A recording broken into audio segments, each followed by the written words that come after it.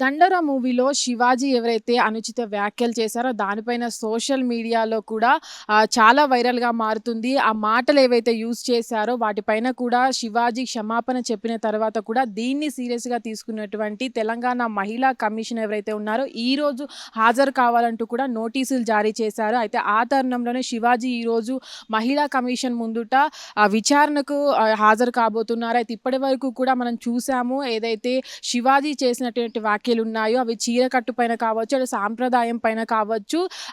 అమ్మాయిలు చీర కట్టుకున్నట్లయితే అందంగా ఉంటారు. ఇలాంటి చిన్న చిన్న బట్టలు వేసుకున్నట్టయితే వెనకాల చూసిన వాళ్ళు ముందు మంచిగా పలకరించినా కూడా తర్వాత కొన్ని మాటలు అంటారు అనే దానిపైన కూడా చాలామంది సినీ మహిళా ప్రముఖులు కూడా వాటిపైన చర్చలు జరపడం జరిగింది. వాళ్ళంతా కూడా కామెంట్ చేశారు.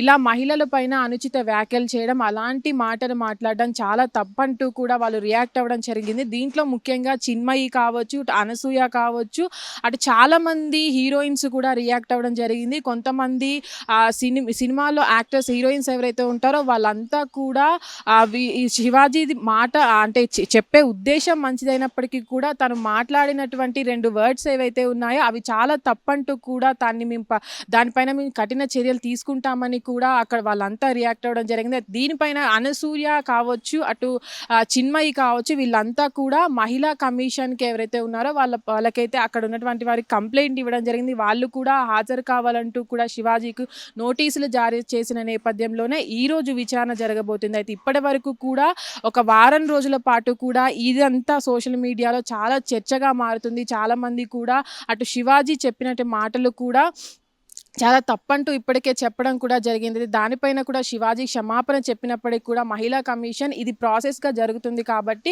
ఒకసారి విచారణకు హాజరు కావాలంటూ కూడా వాళ్ళు చెప్పడం జరిగింది. అది ఇప్పటి వరకు కూడా శివాజీ ఎవరైతే ఉన్నారో తను 'దండోరా' మూవీకి అటు ఏదైతే ప్రీ రిలీజ్ ఈవెంట్లో మాట్లాడినటువంటి మాటలు ఏవైతే ఉన్నాయో అవి కూడా చాలామంది మహిళలకు చాలా తక్కువ చేసి మాట్లాడారంటూ కూడా చెప్పడం జరిగింది. ఆ నేపథ్యంలో చాలామంది కూడా దీనికి సంబంధించి కొంతమంది సపోర్ట్ చేశారు, కొంతమంది నెగిటివ్గా మాట్లాడారు.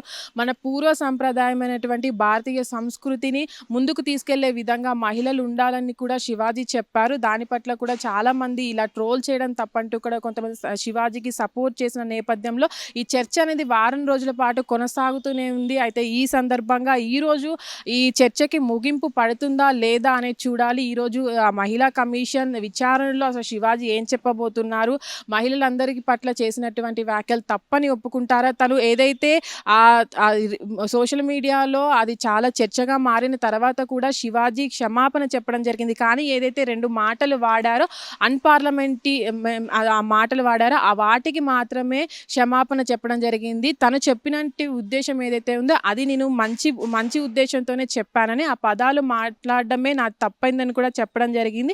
నేను ఏ తప్పు మాట్లాడలేదు, ఆ 2 మాటలకి మాత్రమే నేను క్షమాపణ చెప్తున్నానని కూడా చెప్పడం జరిగింది. కానీ ఈరోజు ఏదైతే మహిళా కమిషన్ ముందు తను హాజరవుతున్నారో దాంట్లో తను అందరికీ క్షమాపణ చెప్తాడా, ఎలాంటి వివరణ కోరుతారు, అతను శివాజీ ఆ వివరణ ఎలా ఇస్తాడు అనే దానిపైన ఈరోజు ఉత్కంఠ నెలకొందని చెప్పుకోవచ్చు. హిట్ టీవీ యాప్ ఇందులో short news, live news, entertainment shows, movies, digital magazines తో పాటు మీ జిల్లా వార్తలను కూడా ఫ్రీగా చూడొచ్చు.